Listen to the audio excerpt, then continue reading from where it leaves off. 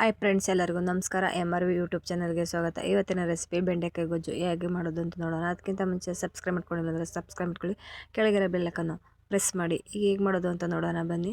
ಬೆಂಡೆಕಾಯಿಯನ್ನು ನೀಟಾಗಿ ತೊಳೆದು ವಾಶ್ ಮಾಡಿ ನೀಟಾಗಿ ಹಚ್ಕೊಳ್ಳೋಣ. ಇದು ದೋಸೆ, ಪೂರಿ, ಚಪಾತಿಗೆಲ್ಲ ಸೂಪರಾಗಿರುತ್ತೆ ಈ ಗೊಜ್ಜು.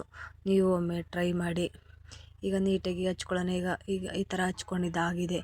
ಸ್ಟವ್ ಆನ್ ಮಾಡ್ಕೊಂಡು ಸ್ಟವ್ ಮೇಲೆ ಒಂದು ಪಾತ್ರೆ ಇಟ್ಟು ಪಾತ್ರೆ ಬಿಸಿ ಆದಮೇಲೆ ಬೆಂಡೆಕಾಯಿ ಹಾಕ್ಕೊಳ್ಳೋಣ. ಬೆಂಡೆಕಾಯಿ ನೋಳೆ ಅಂಶ ಎಲ್ಲ ಹೋಗೋವರೆಗೂ ಚೆನ್ನಾಗಿ ಫ್ರೈ ಮಾಡ್ಕೊಳ್ಳೋಣ.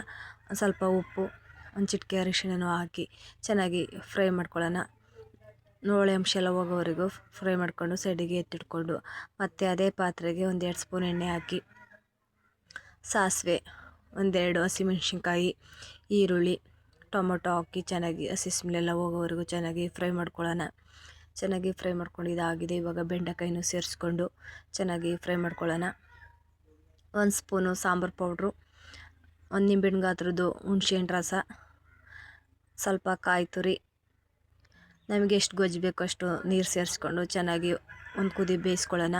ಈಗ ಒಂದು ಕುದಿ ಬಂದಿದ್ದಾಗಿದೆ. ಈಗ ರುಚಿಗೆ ತಕ್ಕಷ್ಟು ಉಪ್ಪು, ಕೊತ್ತಂಬರಿ ಸೊಪ್ಪು ಸೇರಿಸಿದರೆ ಬೆಂಡೆಕಾಯಿ ಗೊಜ್ಜು ರೆಡಿ ಆಗುತ್ತೆ. ನೀವು ಒಮ್ಮೆ ಟ್ರೈ ಮಾಡಿ. ವಿಡಿಯೋ ಇಷ್ಟ ಆದರೆ ಲೈಕ್ ಮಾಡಿ, ಸಬ್ಸ್ಕ್ರೈಬ್ ಮಾಡಿ, ಸಪೋರ್ಟ್ ಮಾಡಿ. Thank you.